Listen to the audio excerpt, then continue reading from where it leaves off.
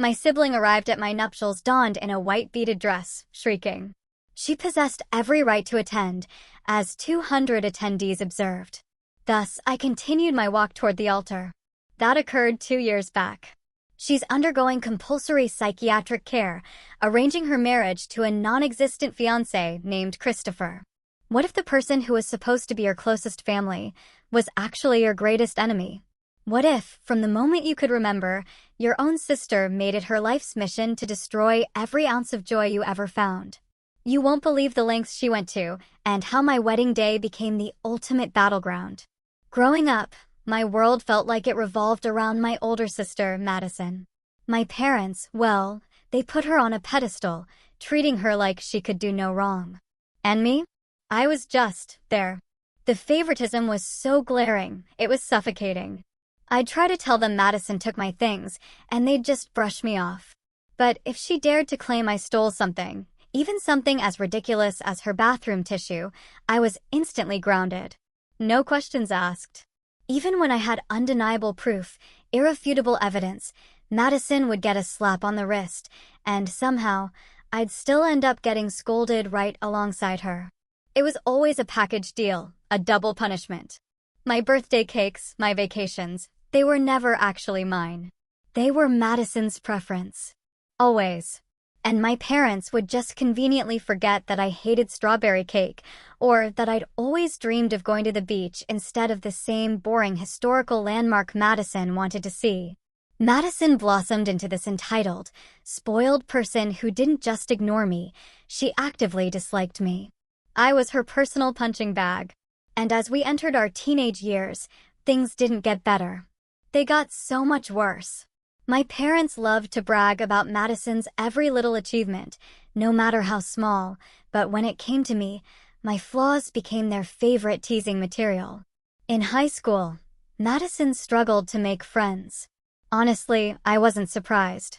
Years of being spoiled had made her so awkward and introverted, she couldn't connect with anyone. Meanwhile, I was fairly popular, which Madison found absolutely unacceptable. She concocted this elaborate lie to my parents, claiming all my friends were substance abusers. And just like that, I was banned from seeing any of them. Cut off. What saved me from total isolation was my extended family. Most of them lived in the same town, and I was close with my cousins despite the age gaps. At one family gathering, when they invited me out, I blurted out that I wasn't allowed to leave the house. When they pressed me on why, my unfiltered kid self just said, because I'm not allowed to have friends since Madison doesn't have any. The fallout was immediate. My parents found out there was a massive argument with our extended family, and, as expected, I was grounded for complaining. Eventually, Madison's social isolation worsened. The humiliation of our extended family knowing her struggle was too much, so she demanded to change schools. My parents, of course, immediately obliged, even though it cost them more money since the new school was farther away. I hoped, desperately hoped, that maybe, just maybe, making new friends would soften her. It didn't. It made her worse. Her new friends would come over, and they'd all gang up on me, bullying me right in front of my parents, who just called it light teasing. I stopped inviting my own friends over. My parents were awful hosts, or Madison would accuse them of stealing things, and my parents would believe her every time. My cousins became my sanctuary. My parents didn't dare mess with them. For a while, I truly thought life was starting to look up. I even got a boyfriend. But I should have known better. Madison had a way of ruining everything good in my life. I really didn't want to bring him home, but my parents found out and insisted. The moment we arrived at our doorstep, Madison was there, staring. Just staring. Later, Francis found me. He was pale. He told me Madison had cornered him, wearing something revealing, batting her eyelashes, telling him how awful I was and how good she was at sex. He couldn't listen anymore, he said. He'd come to find me. My stomach dropped. I told him he should leave, and I marched straight to Madison. I confronted her right there in front of my parents. But Madison, ever the actress, spun a completely different story. She claimed my boyfriend had tried to flirt with her, but she, being the loyal sister, had naturally refused. I forgot, just for a second, how favored she was. And of course, my parents sided with her. My boyfriend wasn't perfect, but I believed him implicitly. No offense to Madison, but she had the same body type as my overweight parents. I just knew, my boyfriend wouldn't try to cheat on my model body with hers. I argued. I pleaded. But my parents just prohibited me from dating such a terrible boy. We tried to keep our relationship a secret, but it was impossible. My boyfriend just wasn't discreet. And then, history repeated itself. I started dating another guy, and Madison pulled the exact same stunt. My parents looked at me like I was the problem. "See, Emma? You just can't pick good boyfriends," they'd say. My new boyfriend was traumatized and broke up with me. Thanks to Madison, I was branded the high school SLT and couldn't get a new relationship to save my life. Then, for once, the tables seemed to turn. Madison brought her first boyfriend home. From the second he walked through the door, my parents flooded him with stories about her. After 2 agonizing hours of their boring Madison-centric tales, I could tell he was desperate to leave. As soon as he did, my parents turned on me. "Why can't you be more like Madison, Emma? Why can't you find someone like that?" Their relationship lasted 3 days.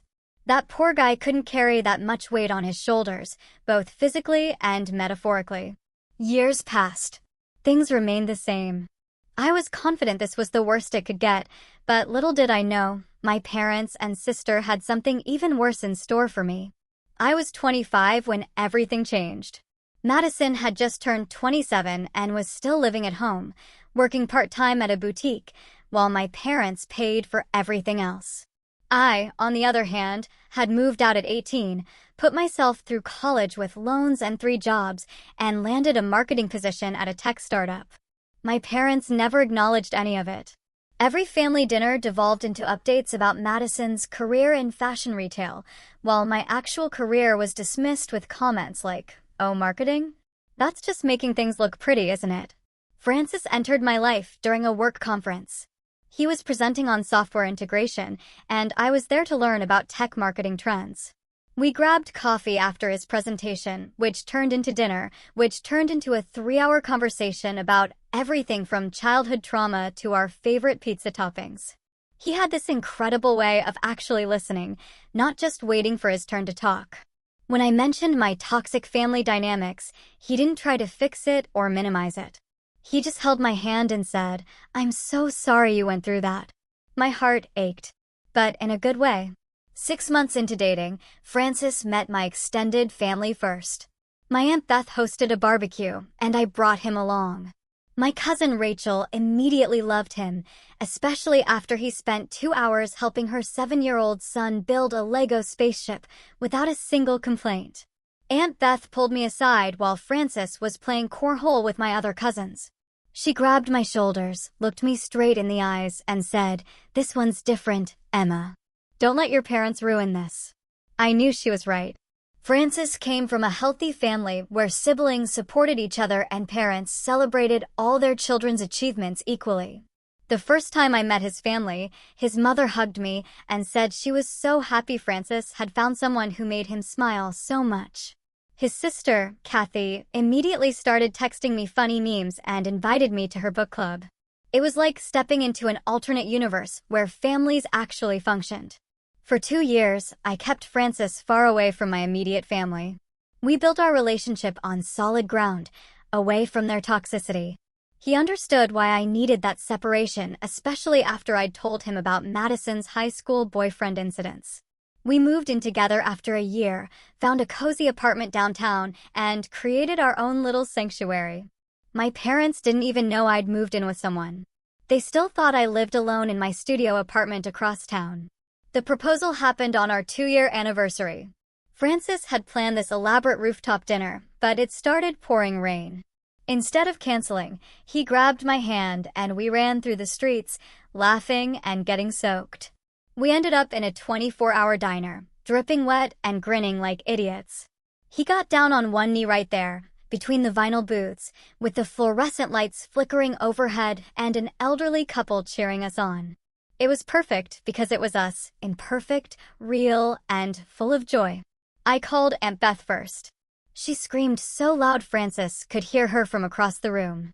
Rachel immediately started planning bachelorette party ideas and sending me wedding dress photos. For a week, I lived in this bubble of pure happiness, sharing the news with friends and Francis's family, everyone who actually cared about my joy. But I couldn't avoid telling my parents forever. They'd find out eventually, probably through some family grapevine, and that would just lead to even more drama. So, I planned it carefully. A Sunday dinner at their house, my usual monthly obligation. I'd tell them at the end of the meal, keep it brief, and leave before they could ruin it. I should have known better. The moment I walked in, Madison was wearing a new dress, spinning around to show it off while my parents cooed over how beautiful she looked. I sat through an hour of hearing about her promotion to assistant manager, which apparently deserved more celebration than any of my achievements ever had. My mother served Madison's favorite lasagna, as always. My father poured her wine first, as always. I pushed food around my plate and watched the clock. Finally, as my mother started clearing dishes, I stood up. My hands were shaking slightly as I twisted the engagement ring I'd kept turned around all evening. I have some news, I said, the words feeling heavy in my mouth. Madison immediately rolled her eyes. What? Did you get another boring promotion at your computer job? I took a breath and turned my ring around, the diamond catching the dining room light. Francis proposed. We're getting married. The silence lasted maybe 3 seconds. Then my mother's face lit up in a way I'd never seen directed at me before. For one brief moment, I thought maybe this would be different. Maybe getting married, hitting this traditional milestone, would finally make them see me as worthy of celebration. Oh, how wonderful, my mother exclaimed. Then she turned to my sister. Madison, you'll be the maid of honor, of course. You've never been in a wedding party, and it would mean so much to you. The words hit me like a physical blow. Madison's face transformed into that familiar smirk, the one she'd worn every time she'd successfully stolen something from me. She was already nodding, already planning, already taking over. Oh, of course I will. Oh, Emma, we have so much planning to do. I know exactly what kind of dress you should wear. And the colors, I'm thinking blush and bashful. Those would look amazing on me. I already have a maid of honor, I said quietly. Rachel. My father's fork clattered against his plate. Your cousin? But Madison is your sister. Family comes first, Emma, you know that. Rachel is family, I said, my voice stronger now. And she's been there for me in ways Madison never has. Madison's face crumbled into fake tears, a skill she'd perfected over the years. I can't believe you'd exclude me from your wedding. Your own sister. Mom, tell her. My mother immediately wrapped her arms around Madison. Emma, how could you be so cruel? Your sister loves you. She deserves to be part of your special day. She can be a bridesmaid, I offered, knowing even as I said it that it wouldn't be enough. A bridesmaid. My father's voice rose. You'd relegate your own sister to bridesmaid status while elevating a cousin? What will people think? I don't care what people think, I said, grabbing my purse. This is my wedding, my choice. My mother's next words stopped me at the doorway. Well, if you're going to be selfish about this, don't expect us to contribute financially. We were prepared to help, but not if you're going to exclude Madison from her rightful place. I turned back to look at them. Madison had stopped fake crying and was watching me with calculating eyes. She knew exactly what she was doing. They all did. This was just another version of the birthday cake flavor, the vacation destinations, the bedroom decorations. Everything in my life had to center around Madison's wants. I don't want your money, I said. Francis and I will pay for our own wedding. I left before they could respond, but I heard Madison's voice carrying through the door. I just wanted to support my baby sister on her big day. The drive home was a blur. I called Francis from the car, and he talked me through the anger and hurt until I could breathe normally again. By the time I got home, he had wine poured and my favorite takeout ordered. He held me while I cried, not from sadness, but from frustration at my own naivety. Why had I expected anything different? Over the next few days, Madison began her campaign. Her social media exploded with posts about my baby sister's wedding and how excited she was to be basically planning everything. Friends from high school started messaging me, asking if Madison was my wedding planner. She'd even created a Pinterest board titled Emma's Dream Wedding, filled with everything she wanted, none of which matched my style at all. I blocked her on all platforms, but the damage was spreading. My mother called daily, leaving voicemails about how I was breaking Madison's heart. My father sent texts about family loyalty and disappointment. I stopped answering unknown numbers after the third flying monkey relative called to lecture me about including my sister. Francis suggested we elope. For a moment, I considered it. We could fly to Hawaii, get married on a beach with just us and an officiant. No drama, no family politics, no Madison trying to make everything about her. But then I thought about Aunt Beth and Rachel, about Francis's family who'd welcomed me so warmly, about our friends who genuinely wanted to celebrate with us. Why should I let Madison steal this too? So, we started planning. I hired a wedding planner named Catherine who came highly recommended and, more importantly, signed an ironclad contract stating she would only take direction from Francis and me. I password protected all our vendor accounts after explicitly explaining the situation. Most of them had dealt with difficult family members before and understood immediately. Rachel threw herself into maid of honor duties with enthusiasm. She organized a wedding binder, scheduled dress shopping appointments, and started scouting venues with me. Francis's sister, Kathy, joined us for dress shopping, and for the first time, I experienced what it felt like to have supportive women around me who genuinely wanted me to find my perfect dress. We found it at the Third Boutique, an elegant A-line with delicate lace details and a train that made me feel like a princess. As I stood on the pedestal, surrounded by people who actually loved me, I started crying. Not sad tears, but healing ones. This was what it was supposed to feel like. That night, I made the mistake of checking my mother's Facebook. She'd shared Madison's post about the wedding with a comment, "So proud of both my girls working together on this special day." The comments were full of relatives congratulating Madison on being such a supportive sister. One aunt wrote, "Madison, you're so selfless to help plan everything. Emma is lucky to have you." I showed Francis, who immediately started documenting everything. "We might need this later," he said, taking screenshots. I didn't know then how right he would be. The venue we chose was perfect, an elegant historic mansion with gardens for the ceremony and a ballroom for the reception. The coordinator, Nicholas, was a consummate professional who took notes when I explained the family situation. He assured me that security would be tight and only names on the approved list would be admitted. 2 weeks later, Nicholas called me at work. "Miss Emma, I wanted to inform you that someone claiming to be your sister contacted us about changing the ceremony layout. She said you'd authorized her to make decisions, but given our previous conversation, I wanted to verify with you directly." My hands clenched around my phone. "What did she want to change?" I asked, my voice tight. "She wanted to add a second aisle and have 2 processionals happening simultaneously. She said you'd agreed to share the ceremony entrance. She also inquired about adding her name to the invitations as co-host." I took a deep breath.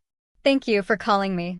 No changes are authorized unless they come directly from me or Francis, and please document any future contact from her." This was just the beginning. Over the next month, Madison attempted to contact every single vendor. The florist called about her request to change the bouquets to include lilies, which I'm allergic to. The caterer asked about her demand to change the menu to all vegetarian because she'd recently decided to try plant-based eating. The DJ received a completely different playlist featuring music Madison liked. Each time, I had to explain the situation again, apologize for the inconvenience, and confirm that no changes should be made. Catherine, my wedding planner, started keeping a log of all the attempted interference. She'd dealt with difficult family before, but even she was shocked by the persistence. In 20 years of wedding planning, she told me over coffee, "I've never seen anything quite like this. Your sister is treating your wedding like it's her event." The breaking point came during my bachelorette party. Rachel had planned a perfect weekend, a spa day followed by dinner at my favorite restaurant and drinks at a low-key wine bar. No clubs, no penis paraphernalia, just quality time with the women who actually supported me. Francis's sister, Kathy, flew in for it, and several close friends from college made the trip. We were halfway through dinner when Madison walked in. She was wearing a white dress, specifically a short white dress that looked exactly like what someone might wear to their own bachelorette party. She'd brought 3 of her friends, all wearing matching teen bride shirts with Madison's name on them. Surprise, she squealed, pulling up chairs to our already full table. I knew you'd want me here, even if you were too proud to ask. Rachel stood immediately. Madison, this is a private event. You need to leave. Madison's eyes welled with practice tears. I'm her sister. How can you exclude me from her bachelorette party? Emma, tell her it's okay. I stayed seated, my hands gripping my wine glass. Madison, you weren't invited. Please leave. Her tears dried instantly. You know what? Fine. But everyone here should know the truth about Emma. She turned to address the table like she was giving a presentation.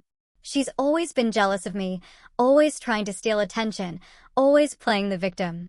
She stole my boyfriends in high school, turned our extended family against me, and now she's trying to exclude me from her wedding because she can't stand that people might pay attention to me for 5 seconds. Francis's sister, Kathy, snorted.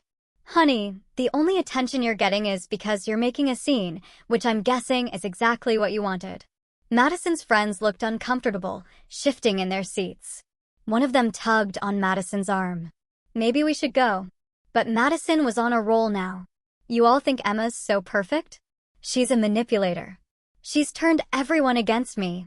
Even my own parents are starting to question me because of her lies. She stole my life, my popularity in high school, my ability to have relationships, and now she's getting married when I'm still single. It's not fair. You're right, I said quietly, finally standing up. It's not fair. It's not fair that I spent my entire childhood being told I wasn't good enough. It's not fair that every achievement I earned was dismissed while your participation trophies got celebrated. It's not fair that you sabotaged every relationship I tried to have in high school. And it's definitely not fair that you're trying to hijack my wedding like you've hijacked every other important moment in my life. The restaurant had gone quiet around us. Other diners were watching the drama unfold. Madison's face had turned an ugly shade of red. I'm trying to support you, she shrieked. But you're so selfish. You can't even see it. Mom and Dad were right about you. You've always been the problem child. Always causing drama. Always making everything difficult. At least I know how to be a good daughter. A good daughter? Rachel laughed bitterly. A good daughter doesn't lie about her sister's boyfriends trying to seduce her. A good daughter doesn't try to take over her sister's wedding. A good daughter doesn't make everything about herself. Madison grabbed a glass of wine from our table and threw it in Rachel's face. The entire restaurant gasped. Our server immediately rushed over, and someone was already on the phone, presumably calling the police. Ma'am, I'm going to have to ask you to leave, the manager said, appearing at Madison's elbow. Madison looked around wildly, realizing she'd lost control of the situation. Her friends were already heading for the door, clearly mortified. This isn't over, she hissed at me. I'm going to make sure everyone knows what kind of person you really are. As security escorted her out, I sank back into my chair. My hands were shaking. Francis's sister moved to sit beside me, wrapping an arm around my shoulders. You okay? She asked softly. I'm angry, I admitted. I'm so tired of being angry, but I can't seem to stop. Rachel, wiping wine from her face with napkins our server provided, squeezed my hand. You have every right to be angry, but don't let her ruin tonight. This is your celebration. We moved to a different restaurant to finish dinner, and by the end of the night, we were laughing again. But Madison's words echoed in my head. This isn't over. She was right about that, at least. The next morning, my phone exploded with notifications. Madison had posted a video on every social media platform, a heavily edited version of the restaurant confrontation that made it look like we'd attacked her unprovoked. She'd added captions about being excluded and bullied by her cruel sister and tagged every relative she could think of. But she'd made a critical error. One of my friends had recorded the entire interaction from the beginning, including Madison crashing our party and her entire rant. We posted the unedited version with a simple caption, "The truth." The backlash was immediate. Relatives who'd been on Madison's side started calling my parents, demanding explanations. Some of Madison's own friends commented that they had been uncomfortable with her behavior. The restaurant even commented, confirming that Madison had been escorted out for throwing a drink at another guest. My parents called me screaming. I put them on speaker so Frances could hear. "How dare you humiliate your sister like this?" my mother shrieked. "Take down that video immediately." "She posted first," I said calmly. "I just shared the truth." "You've ruined her reputation," my father bellowed. "What kind of sister does this?" "The kind who's done being a doormat," I replied. And I hung up. Over the next 2 weeks, things escalated. My parents tried every manipulation tactic in their playbook. They called crying about how I was tearing the family apart. They sent long emails about forgiveness and moving forward. They even had their pastor call me about honoring thy father and mother.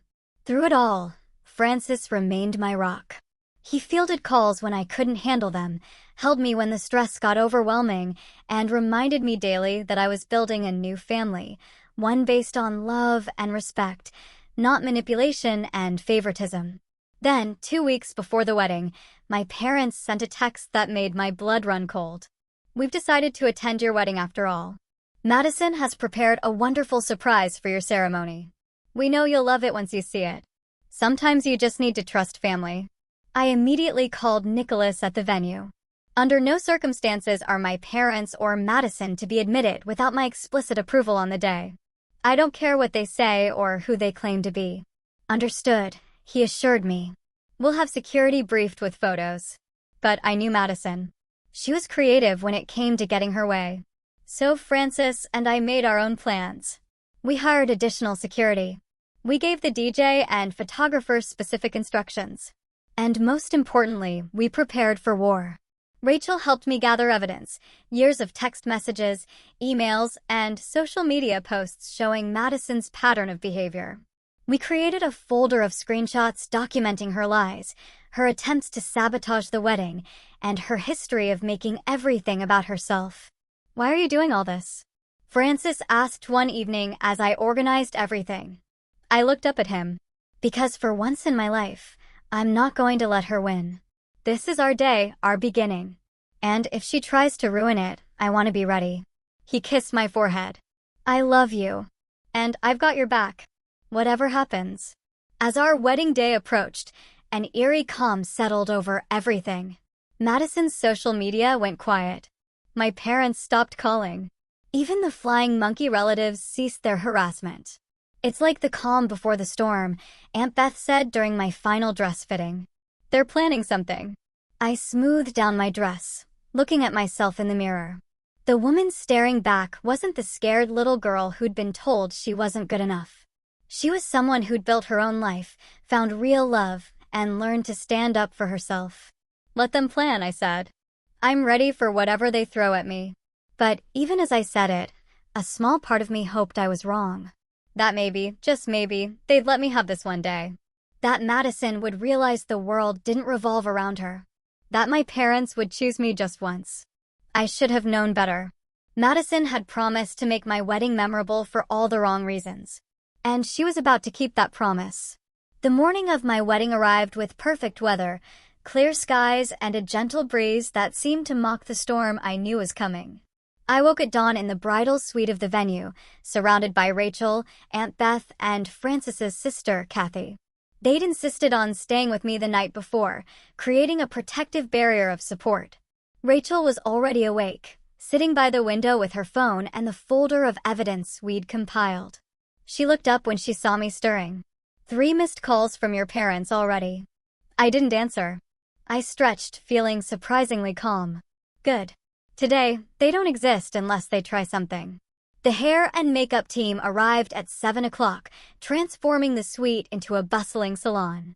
As they worked their magic, Aunt Beth kept watch at the door, checking everyone who entered against our approved list. The paranoia felt excessive until she turned away a delivery person claiming to have flowers from my parents. "Nice try," she muttered, sending them away. The delivery person texted someone furiously as they left. By 10 o'clock, I was in my dress, looking like the bride I'd always dreamed of being. Francis's mother arrived with a family heirloom, a delicate pearl bracelet that had been worn by 3 generations of brides in their family. As she clasped it around my wrist, she whispered, "You're already family to us, Emma." Today just makes it official. Nicholas appeared at the door, his expression serious. "We have a situation. Your parents and sister are in the parking lot. They're not attempting to enter yet, but Madison is wearing what appears to be a white gown." My stomach clenched, but I forced myself to breathe. "Are all security measures in place?" "Yes, we have people at every entrance. The DJ has the audio files you provided. The photographer is aware of the situation. We're ready for anything." Rachel stood, smoothing her bridesmaid dress. "I'll go do a walkthrough. Make sure everything's still set up correctly." 20 minutes later, she returned with a grim expression. Madison tried to intercept the florist in the parking lot. Claimed there was a last-minute change to the bouquet order. The florist recognized her from the photo you provided and refused. "Of course she did," I sighed. "What's her game plan?" "She has to know we're prepared." Kathy, who'd been monitoring social media, suddenly gasped. "Oh my God, Emma, you need to see this." She handed me her phone. Madison had just posted a lengthy status update, heading to my baby sister's wedding. So excited to surprise her with the speech I've prepared. She doesn't know I'm coming, but I couldn't miss this special day. Sometimes you have to fight for family, even when they push you away. Can't wait to share our childhood memories with everyone. The comments were already pouring in from relatives who weren't invited, praising Madison for being the bigger person and such a loving sister. My hands shook as I read them. "She's setting the narrative," Aunt Beth said quietly, "making it look like you're the one being difficult if security turns her away." "Let her," I said, handing the phone back. "We have the truth on our side." The ceremony was scheduled for 2 o'clock. At 1:30, as the guests began arriving, Nicholas returned with another update. "Your parents are attempting to enter through the main entrance. They're causing quite a scene, claiming you've stolen their invitation." "They were never sent one," I confirmed. "Proceed as planned." Through the window, I could see guests streaming into the garden. Francis's family filled the front rows on the groom's side. My side was smaller, but filled with people who actually cared about me, extended family who'd supported me, college friends, work colleagues who'd become like family. At 1:45, my phone buzzed with a text from Francis. "I'm at the altar. You're going to be the most beautiful bride. Whatever happens, we've got this. I love you." I was about to respond when Catherine, my wedding planner, burst through the door. "We have a problem. Madison somehow got past security. She's in the bridal changing room putting on what looks like a wedding dress." My blood ran cold. "How?" "She came in through the catering entrance, claimed she was with the serving staff. By the time security realized, she'd locked herself in." Rachel was already moving. "I'll handle this." She grabbed 2 of the other bridesmaids. "Come on, ladies. Time to earn those matching robes." They left in a flutter of silk and determination. I could hear commotion down the hall, raised voices, a door rattling, Madison's shrill protests. Aunt Beth positioned herself by our door like a sentinel. 10 minutes before the ceremony, Rachel returned, her hair slightly mussed, but her expression triumphant. "She's been escorted out." But Emma, she was definitely planning something. She had a whole speech written out talking about how she's sharing this special day with you. "Did security get her off the property?" I asked. "They're working on it. She's in the parking lot making a scene. Your parents are with her now, and they're threatening to call the police." "Let them," Nicholas said from the doorway. "We have every right to refuse entry to anyone not on the guest list. The police will side with us." It was time. The bridesmaids lined up, bouquets in hand. Aunt Beth gave me one last hug. "Your mom should be here doing this," she said softly. "But I'm honored to stand in her place. You deserve to be celebrated, Emma. Don't let anyone take that from you." The The music started. The processional we'd carefully chosen, not whatever Madison had tried to change it to. One by one, the bridesmaids walked down the aisle. Rachel went last, turning to give me a thumbs up before she disappeared through the doorway. Then it was my turn. I walked alone, my choice, down the hallway toward the garden entrance. Through the glass doors, I could see the assembled guests rising to their feet. Francis stood at the altar, his face lighting up when he saw me. I'd made it halfway down the aisle when I heard it, a commotion from the side entrance. Madison had somehow circled back. She stood there in a white beaded gown that looked like a cheaper version of mine, trying to push past security. Her face was red with rage, mascara streaming down her cheeks. "That's my sister," she screamed. "I have every right to be here. Emma, tell them." The guests murmured, some pulling out phones. This was it. The moment she'd been planning.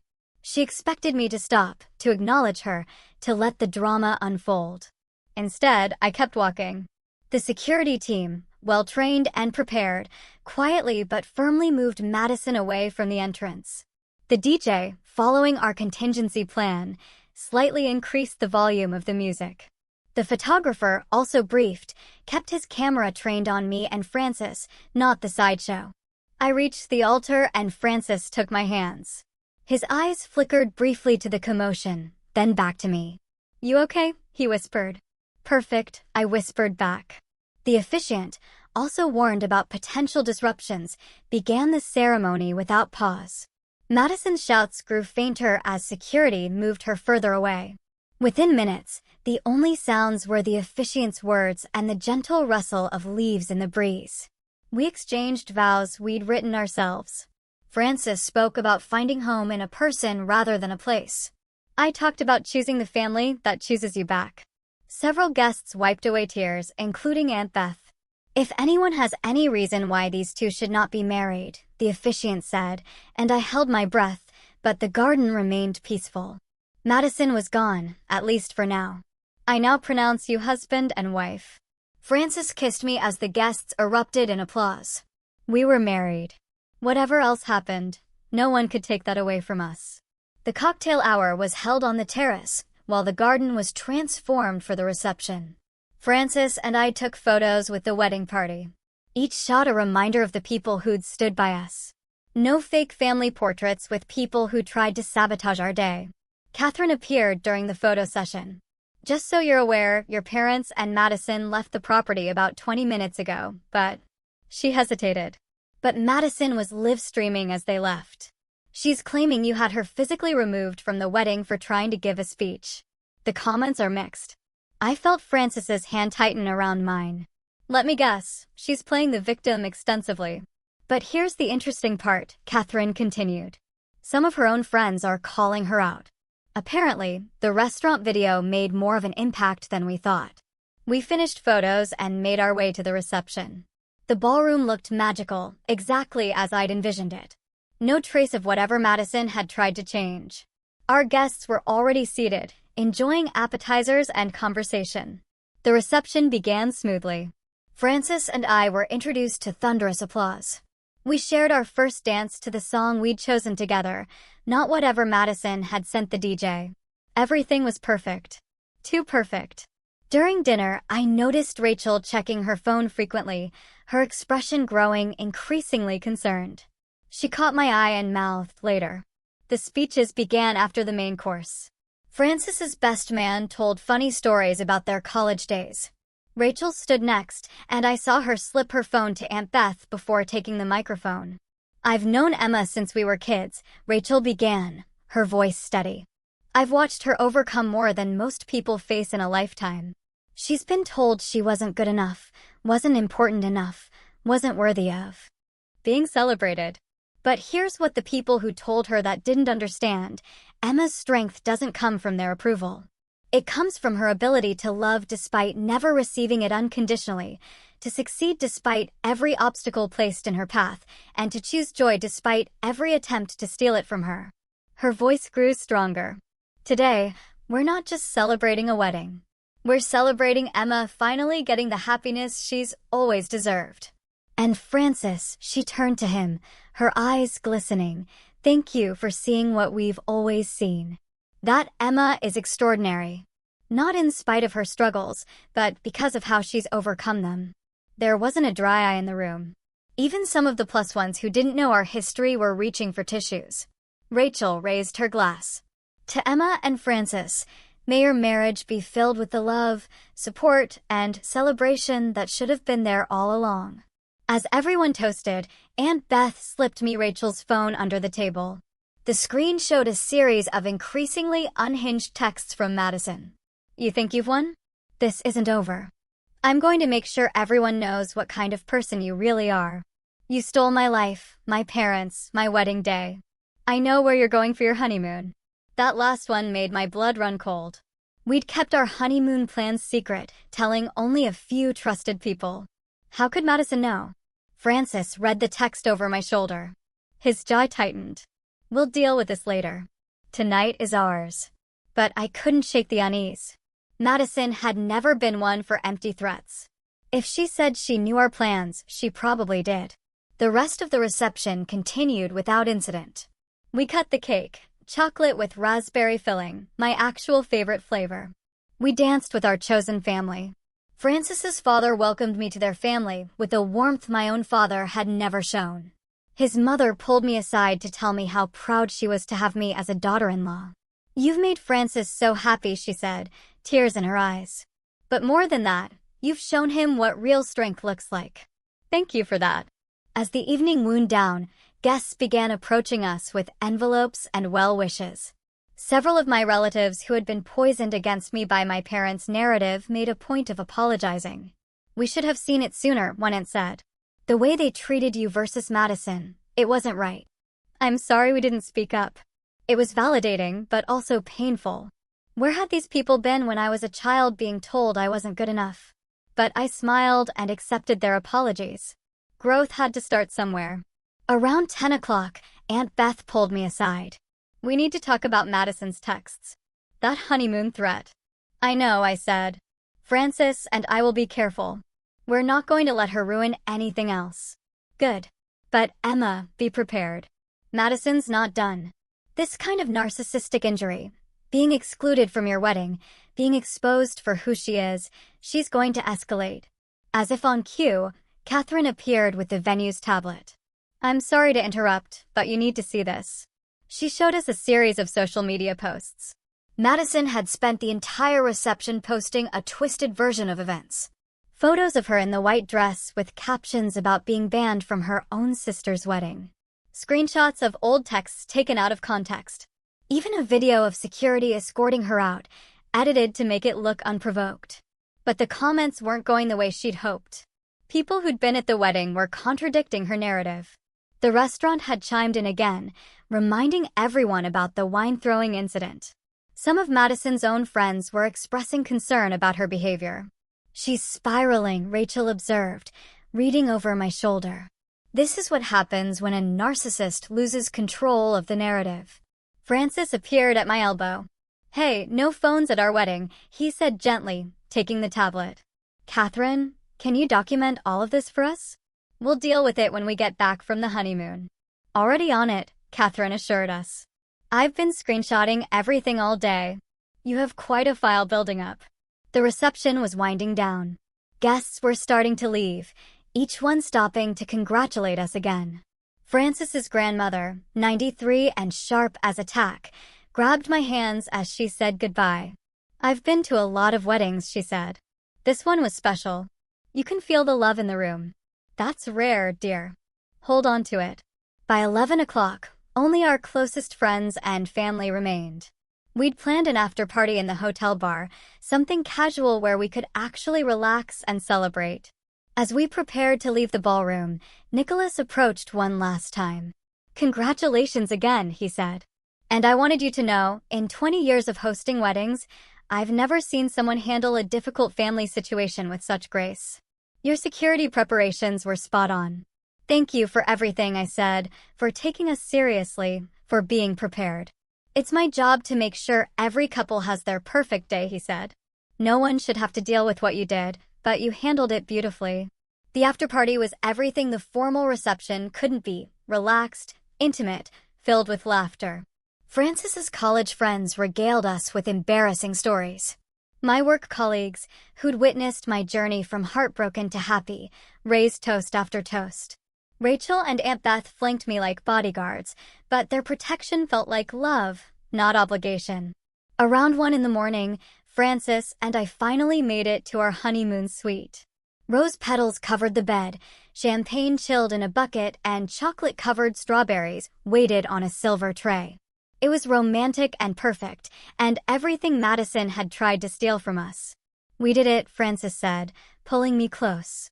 "We're married, despite everything." "We're married," I echoed. "She's not done," I warned, thinking of the honeymoon threat. "I know. I already called the airline and hotel. Put them on alert. Changed our reservation names to my mother's maiden name. If Madison wants to crash our honeymoon, she'll have to work a lot harder than she thinks." I loved this man. He understood that protecting our peace wasn't paranoia. It was necessary. We spent our wedding night not worrying about Madison or my parents or the drama they'd tried to create.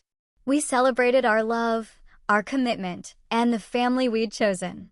The family that had stood by us, protected us, and celebrated us. But in the back of my mind, Aunt Beth's words echoed. She's going to escalate. Madison had lost control of the narrative. She'd been exposed, humiliated, and excluded from the one event she'd planned to hijack. For someone who'd spent their entire life being the center of attention, being the favored one, being the one who got everything she wanted, this was an unbearable loss. The next morning, as we prepared to leave for our honeymoon, I found an envelope slipped under our hotel room door. No name, no address, just my name written in Madison's distinctive handwriting. Inside was a single photo, Madison in her white dress, standing in front of what looked like an airport departure board. The message on the back was simple: "See you soon, sister." My hands trembled as I showed Francis. He immediately called the airline again, then hotel. Security.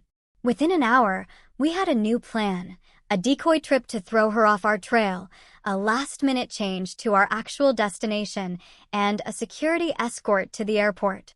"She's not ruining this," Francis said firmly. "We've come too far to let her win now."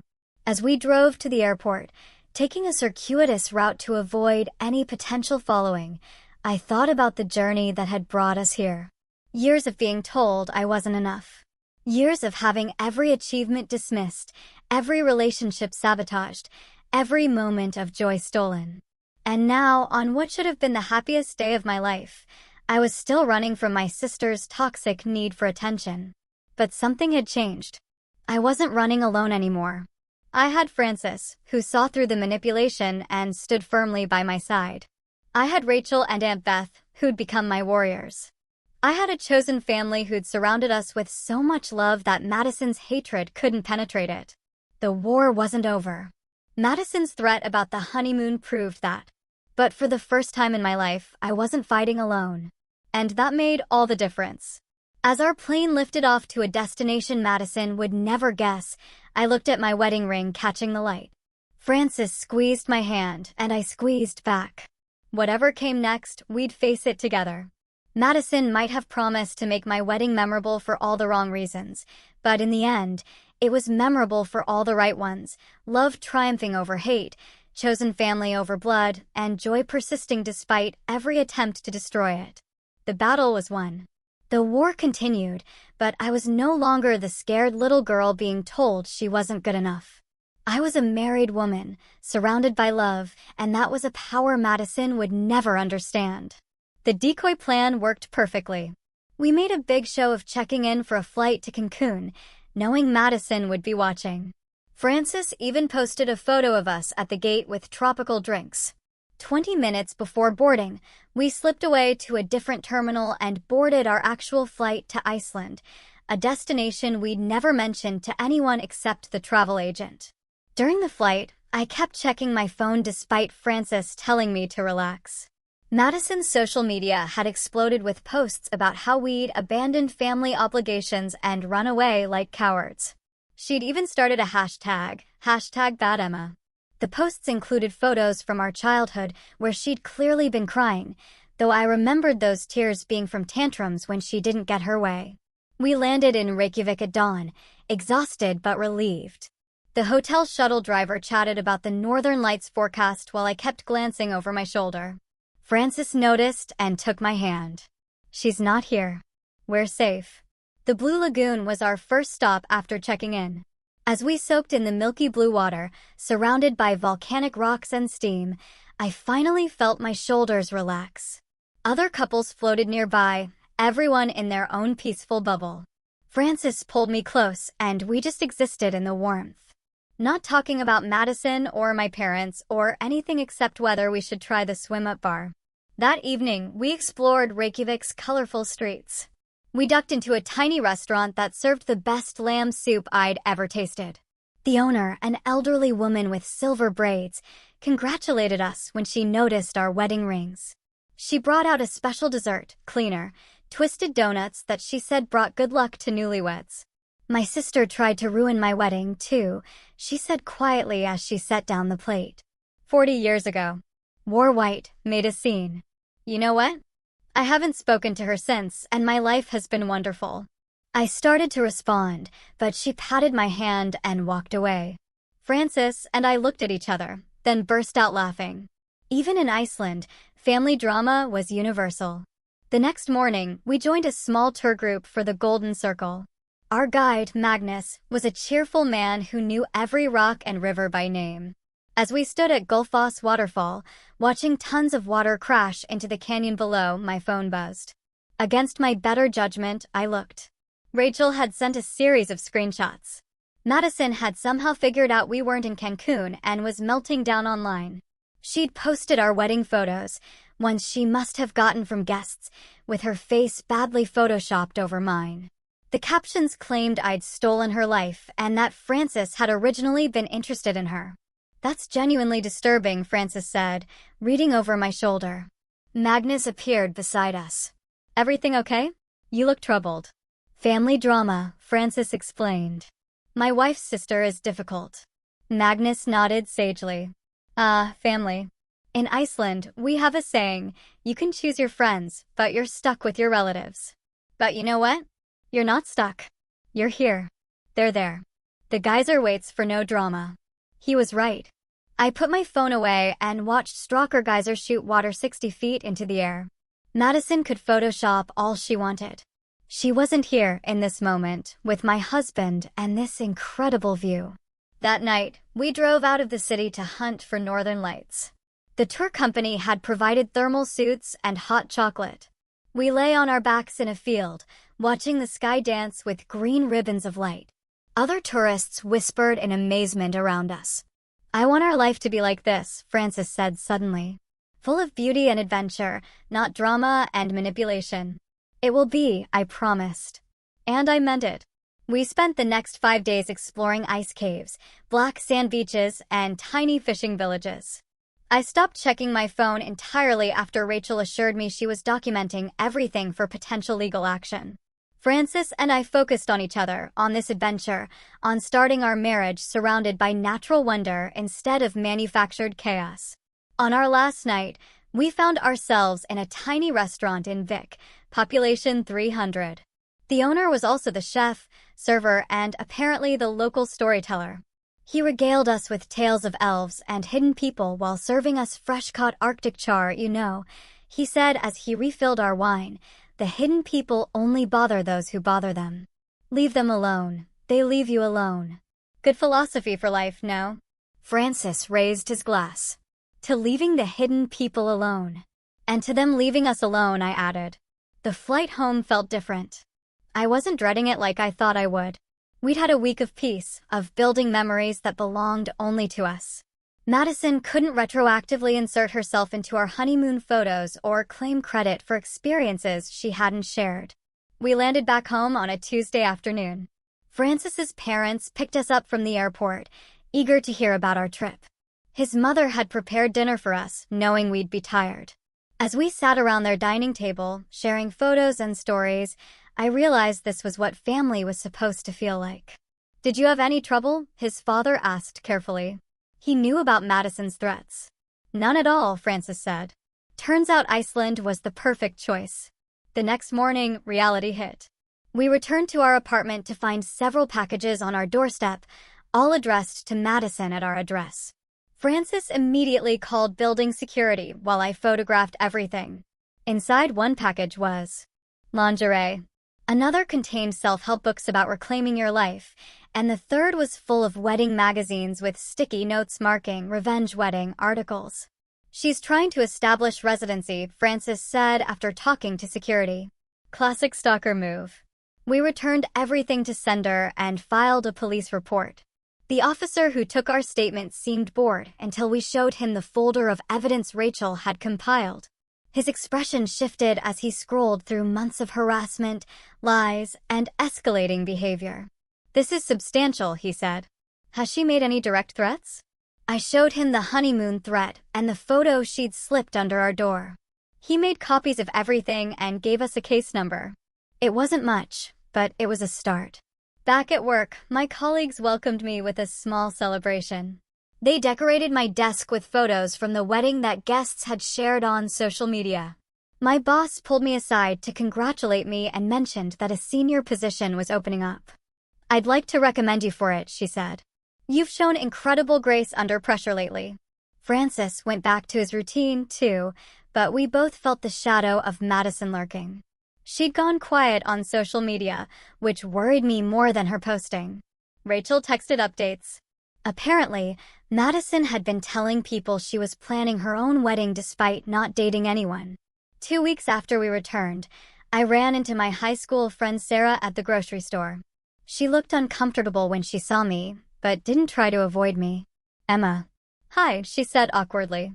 I heard you got married. Congratulations. Thanks, I said, noting her discomfort. Everything okay? She shifted her weight.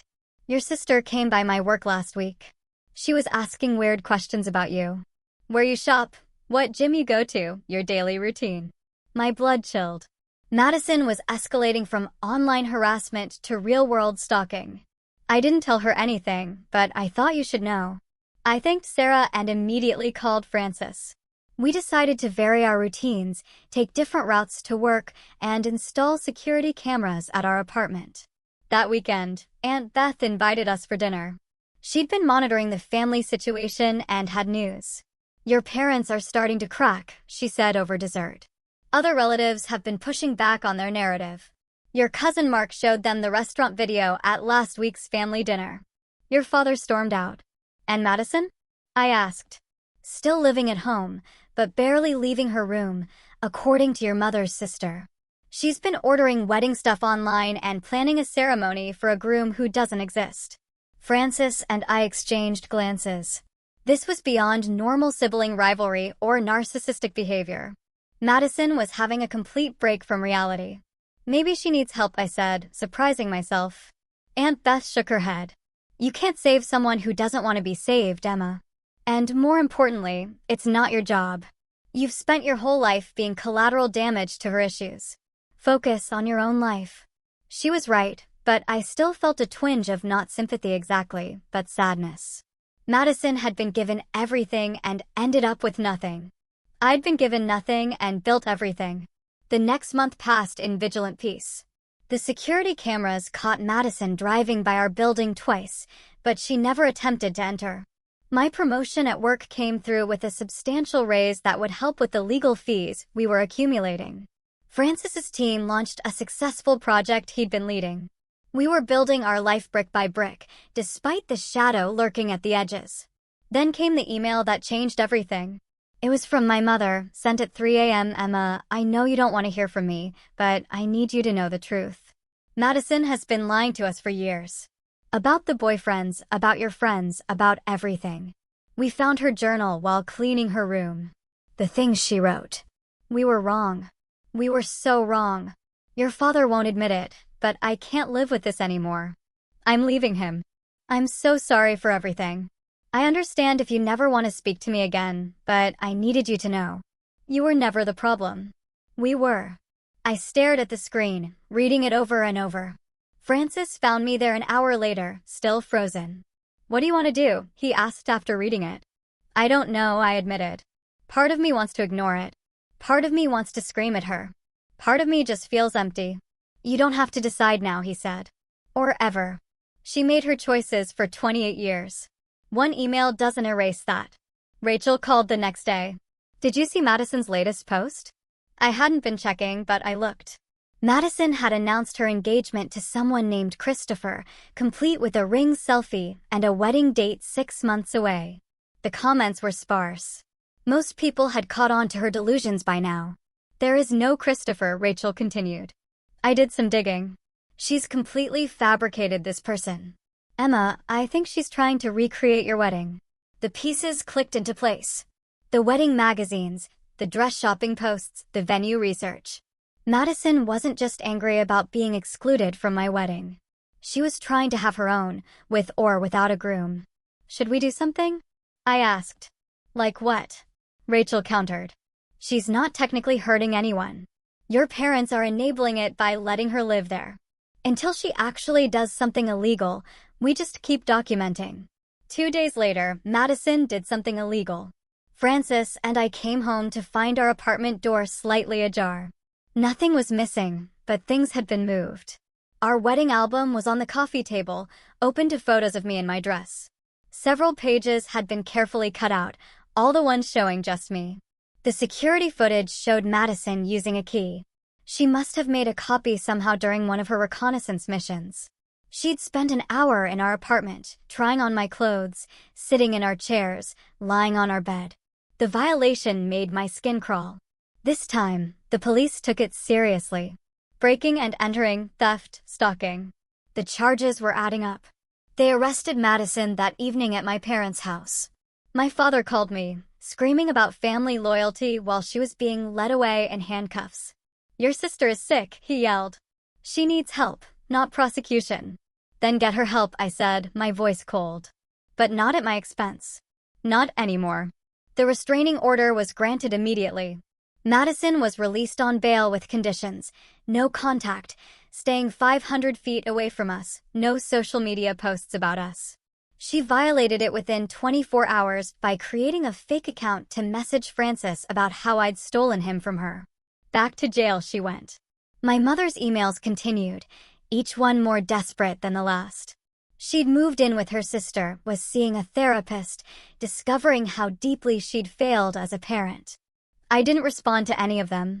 Francis screened them for anything important, but they were all variations of the same theme: regret, guilt, and requests for forgiveness I wasn't ready to give. The trial was set for 3 months out. Our lawyer was confident. The evidence was overwhelming. Madison's lawyer was pushing for a psychiatric evaluation, which we didn't oppose. Maybe she would finally get the help she clearly needed. Work became my refuge. The promotion came with new challenges that demanded my full attention. Francis and I established new routines, new favorite restaurants, new paths through our life that Madison had never touched. We adopted a cat, a scraggly orange tabby who loved Francis and tolerated me. We named him Magnus, after our Icelandic guide. Aunt Beth became our regular dinner companion. She'd taken on the role of family matriarch, keeping the relatives informed but shielding us from the drama. Your mother asks about you, she said one evening. I told her you're thriving. That seemed to hurt her more than anger would have. Good, I said, and meant it. Rachel planned a celebration for our 6-month anniversary. Just close friends, no family drama, no white dresses appearing uninvited. We had dinner at the restaurant where Francis and I had our first date. Everyone shared stories about their own wedding disasters, turning our trauma into something we could laugh about. To Emma and Francis, Rachel toasted, who proved that the best revenge is a life well lived. The trial approached like a storm on the horizon. Madison's psychiatric evaluation revealed what we'd suspected: narcissistic personality disorder with delusional features. Her lawyer pushed for treatment instead of jail time. Our lawyer pushed back, highlighting the months of harassment, the escalation, the break-in. In the end, the judge ordered both mandatory inpatient psychiatric treatment followed by probation. Madison would get help, but she'd also face consequences. The restraining order was extended for 5 years. As we left the courthouse, I saw my parents for the first time since the wedding. My father looked older, grayer, diminished. My mother was thin, nervous, trying to catch my eye. I walked past them without acknowledgement. They'd made their choice every day for 28 years. I was making mine now. Francis and I went home to our apartment, our cat, our life. The wedding photos had been replaced after the break-in, but we'd added new ones. Our honeymoon, our daily adventures, our chosen family. Madison had tried to steal our joy, but she'd only made us hold it tighter. That night, as Magnus purred between us on the couch, Francis asked, "Any regrets?" I thought about it. About the family I'd lost, or maybe never had. About the sister who'd chosen hatred over love. About the parents who'd failed us both in different ways. No, I said finally. No regrets. And I meant it. The girl who'd been told she wasn't good enough had grown into a woman who knew her worth. The wedding Madison tried to ruin had become the foundation of a marriage she couldn't touch. 6 months later, I got one last email from my mother. She'd divorced my father, was rebuilding her life, had accepted that I might never forgive her. She just wanted me to know she was proud of who I'd become despite her failures. She signed it, Linda, not Mom. I didn't respond, but I didn't delete it either. Growth had to start somewhere, even if it was too late for reconciliation.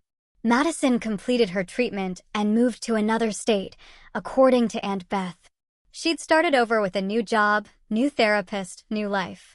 The restraining order remained in place, but she seemed to be respecting it. Maybe she'd finally found her own path instead of trying to steal mine. Francis and I celebrated our first anniversary in Iceland, returning to the same spots with new appreciation. The Northern Lights danced for us again.